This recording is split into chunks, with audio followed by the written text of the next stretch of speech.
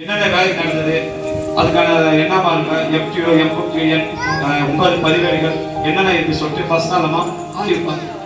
திங்கட்கிழமை 2வது நாள் வந்து மத்திய அரசாங்கம் 1,20,000, மாநில அரசாங்கம் 50,000 மொத்தம் சேர்த்து 1,70,000 ஒரு வீட்டுக்கு கொடுக்கப்பட்டது.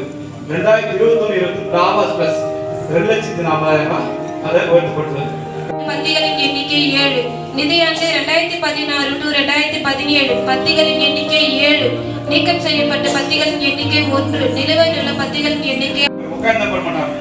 அளந்து விடுறாங்க இல்லையா, நமக்கு ஒரு நபருக்கு எத்தனை ஆகணும் அளந்து விடுறாங்க இல்லையா, அந்த அளவை நம்ம எடுத்தா மட்டும்தான் நமக்கு அந்த ஒரு நாள் ஊதியம் 319 ஊதியத்தை போடுவாங்க. நான் சொல்றது புரிதல் எல்லாருமே. அப்போ அளந்து விடுவாங்க. கலந்து கொண்ட ஊராட்சி மன்ற சட்டம் துணைத் தலைவர்களுக்கும், வார்டு உறுப்பினர்களுக்கும், ஊராட்சி செயலாளர்களுக்கும், கூட்டத் தலைவர்களுக்கும், தீர்மான எழுதி வாசிப்பவர்களுக்கும், கடிதம் பொறுப்பவர்களுக்கும்,